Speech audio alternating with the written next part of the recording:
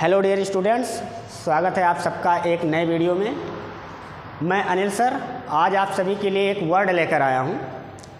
वो वर्ड है हमारा ओन। वो वर्ड है हमारा ओन। आप लोग भली भांति इस वर्ड से परिचित होंगे। आज हम इसके कुछ यूजेज पढ़ेंगे कि इसका यूज हम लोग किस प्रकार से, कहाँ पर और कैसे और किन रूपों में कर सकते हैं। देखिए बच्चों, जो ओन है, ओन का जो शाब्दिक अर्थ है ये होता है अपना। अपना या स्वयं, स्वयं का। ये ओन का क्या होता है? शाब्दिक अर्थ होता है। अब हम ये जानेंगे कि ओन का यूज हम कितने तरीके से वाक्य में कर सकते हैं। देखिए, ओन का यूज हम किसी भी वाक्य में तीन तरह से कर सकते हैं। ओन का यूज हम किसी वाक्य में कितने तरीके से कर सकते हैं? तीन प्रकार से कर सकते हैं। और वो तीन कौन कौन से हैं? देखिए, ओन का यूज हम सेंटेंस में एक एडजेक्टिव की तरह कर सकते हैं। मतलब हम ओन को एडजेक्टिव बना करके इसका यूज कर सकते हैं। ये हो गया हमारा पहला यूज। दूसरा यूज हमारा हो गया, ओन को हम लोग प्रोनाउन की तरह यूज कर सकते हैं सेंटेंस में। ये हमारा दूसरा यूज हो गया। अगर हम लोग चाहें तो ओन को हम लोग वर्ब के रूप में भी इसका यूज कर सकते हैं। यानी एक ही शब्द है और ये शब्द हमारा किसी सेंटेंस में कितने तरीके से आ सकता है? तीन तरीके से हम इसका प्रयोग कर सकते हैं। कैसे? एडजेक्टिव के रूप में, प्रोनाउन के रूप में और एक तीसरा वर्ब के रूप में। अब हम देखते हैं एडजेक्टिव के रूप में इसका यूज हम कैसे करते हैं। देखिए, मान लिया हमने एक सेंटेंस लिया कि ये मेरा अपना घर है। ध्यान रखिएगा बच्चों, ओन का यूज स्वामित्व दिखाने के लिए किया जाता है। जिस पर हमारा खुद का क्या हो? अधिकार हो, जिस पर हमारा खुद का हक हो, उस जगह पर ओन का यूज किया जाता है। और ओन किसी भी प्रोनाउन के साथ इसका यूज कर सकते हैं। ही, सी, इट, आई, यू, वी, दे, कोई भी प्रोनाउन है, कहीं भी किसी के साथ भी इसका यूज किया जा सकता है। अब देखिए, यहाँ पर जो घर है ये क्या दिखा रहा है? अपना। अर्थात ये जो घर है, इस घर पर किसका अधिकार है? मेरा। ये मेरा किसका घर है? अपना घर है। तो यहाँ पर हम ओन का यूज करेंगे। देखिए कैसे? अगर this is my own house. ये देखिए बच्चों, ओन का यूज हो गया है। ये मेरा क्या है? अपना घर है। अब ये घर जो है उस पर मालिकाना है किसका दिखा रहा है? मेरा। मतलब ये विशेषता बता रहा है ये घर की, कि ये घर किसका है? मेरा है।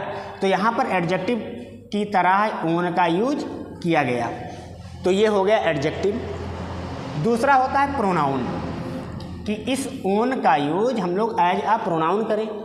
तो जब एज अ प्रोनाउन हम इसके बच्चों, अब हम देखते हैं कि ओन का यूज हम लोग प्रोनाउन के रूप में कैसे करते हैं।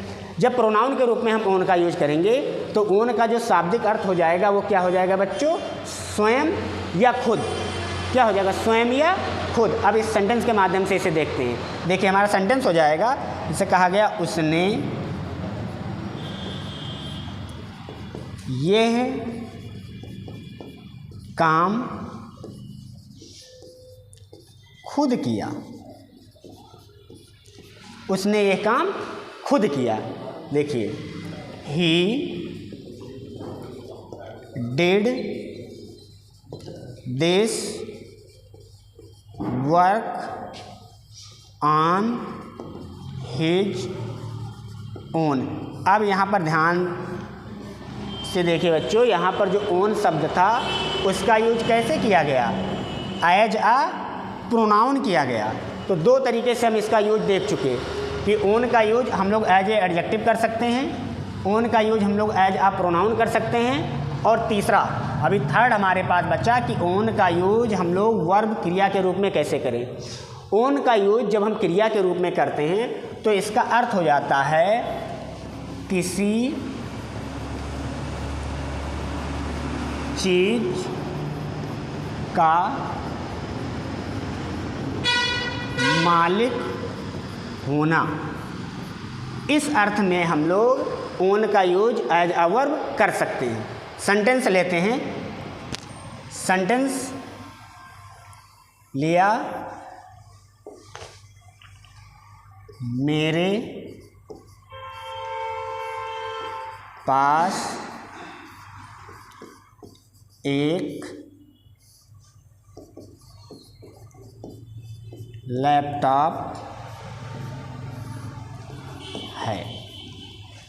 अब मेरे पास एक लैपटॉप है अर्थात मैं एक लैपटॉप का क्या हूँ, मालिक हूँ। तो यहाँ पर हम लोग एज अ वर्ब करेंगे तो सेंटेंस बनेगा आई ओन आ लैपटॉप। अब यहाँ पर हमने ओन का यूज किस प्रकार से कर दिया है, एज अ वर्ब किया है। तो इस बात का ध्यान रखिएगा बच्चों, जो ओन शब्द है इस ओन का यूज हम लोग किसी भी सेंटेंस में तीन प्रकार से कर सकते हैं। कैसे?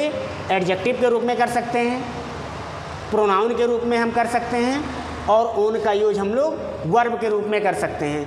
अगर ओन का यूज एडजेक्टिव के रूप में कर देंगे तो इसका अर्थ होगा अपना, खुद का। अगर हम लोग प्रोनाउन के रूप में इसका यूज करते हैं तब इसका अर्थ हो जाएगा स्वयं या खुद।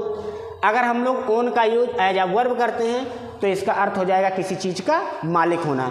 जैसे मेरे पास एक लैपटॉप है अर्थात मैं एक लैपटॉप का क्या हूँ, मालिक हूँ।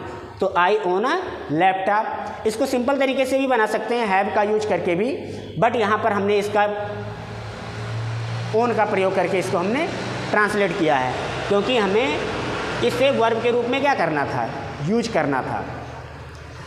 तो आशा करते हैं आपको ये वीडियो अच्छी लगी होगी और मिलते हैं नए वीडियो में किसी नए टॉपिक के साथ। थैंक यू बच्चों।